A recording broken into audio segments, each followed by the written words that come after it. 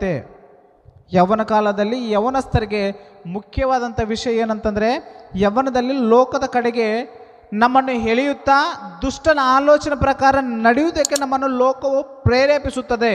ಈ ಗಾಯನಿಂದ ನಾವು ಕಲಿತುಕೊಳ್ಳುವಂಥ ವಿಷಯ ಏನಂತಂದರೆ, ಗಾಯನು ಯೌವನದಲ್ಲೇ ದೇವರಿಗೆ ನಂಬಿಕಸ್ಥನಾಗಿ ಬದುಕುತ್ತಾ ಆತ್ಮೀಯ ವಿಷಯದಲ್ಲಿ ಅಭಿವೃದ್ಧಿ ಹೊಂದುತ್ತಾ ಇದ್ದಾನೆ. ಅರ್ಥ ಆಗ್ತಾ ಇದೆನಾ? ಈ ಆತ್ಮೀಯ ವಿಷಯದಲ್ಲಿ ಅಭಿವೃದ್ಧಿ ಹೊಂದುತ್ತಾ ಒಳ್ಳೆ ಸಾಕ್ಷಿಯನ್ನು ಕೂಡ ಹೊಂದಿಕೊಂಡಿದ್ದಾನೆ. ಯಾವಾಗಲೂ ಯೌವನಸ್ಥರು ಸಭೆಯಲ್ಲಿ ಆಕ್ಟಿವ್ ಆಗಿ ಚುರುಕಾಗಿ ಕೆಲಸ ಮಾಡುತ್ತಾರೋ, ಸಭೆಯ ಹಿರಿಯರು, ದೊಡ್ಡವರು, ಪಾಸ್ಟರ್ಸ್ ಎಲ್ಲ ಏನು ಮಾಡ್ತಾರೆ ಅಂದರೆ, ಆ ಯೌವನಸ್ಥರಾಗಿರುವಂಥ ಆ ವ್ಯಕ್ತಿಗಳಿಗೋಸ್ಕರ ಪ್ರಾರ್ಥನೆ ಮಾಡ್ತಾರೆ. ಅವರು ಬೆಳೆಯಲಿ, ಅವರು ಇನ್ನೂ ಉನ್ನತ ಸ್ಥಿತಿಯಲ್ಲಿ ಇರಲಿ, ಅವರು ಕ್ಷೇಮವಾಗಿರಲಿ ಎಂಬುದಾಗಿ ದೊಡ್ಡವರು, ಹಿರಿಯರು, ಸಭೆಯ ಹಿರಿಯರು, ಪಾಸ್ಟರ್ಸ್ ಎಲ್ಲ ಪ್ರಾರ್ಥನೆ ಮಾಡ್ತಾರೆ.